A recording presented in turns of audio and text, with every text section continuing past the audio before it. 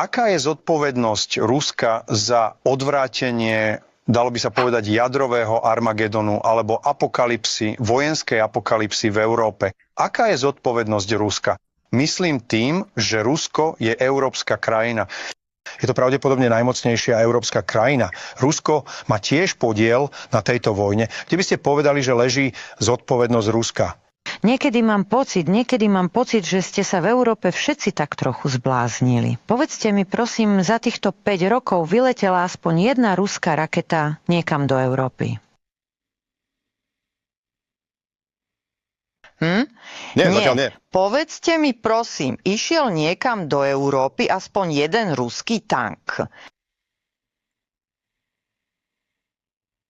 Nie, myslím, viem, na čo narážate, ale... Nie, áno, nie, dovolte mi dokončiť. A poletelo vôbec nejaké ruské bojové lietadlo niekam do Európy? Nie.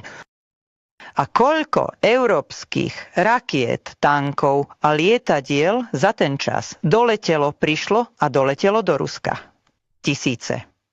A po tomto sa ma pýtate na zodpovednosť Ruska? To je Rusko zodpovedné? Rusko sa Európy ani prstom nedotklo. To Európa nám posiela svoje tanky, lietadlá, rakety, drony, spôsobuje u nás dopravný kolaps, benzínový kolaps a podobne. My zatiaľ nerobíme nič. Potom to sa pýtate na našu zodpovednosť. Je to ako povedať, tamto 20 bijú jedného človeka. Aká je jeho zodpovednosť v tom, aby nevyťahol pištoľ, ktorú v skutočnosti má a nepostrieľal ich všetkých? Aká je jeho zodpovednosť, že to stále znáša, kým ho bijú a zatiaľ nechce všetkých postrieľať? Už voči vám nemáme žiadnu zodpovednosť. To vy už 5. rok pálite po nás svojimi raketami, tankami, lietadlami, svojou rozviedkou a všetkým ostatným. To vy ničíte Rusko. My sme zatiaľ neurobili ani len toľko to po Európe. Kedy to urobíme, neviem. Ja za to nezodpovedám, ale keby som zodpovedala, urobili by sme to včera.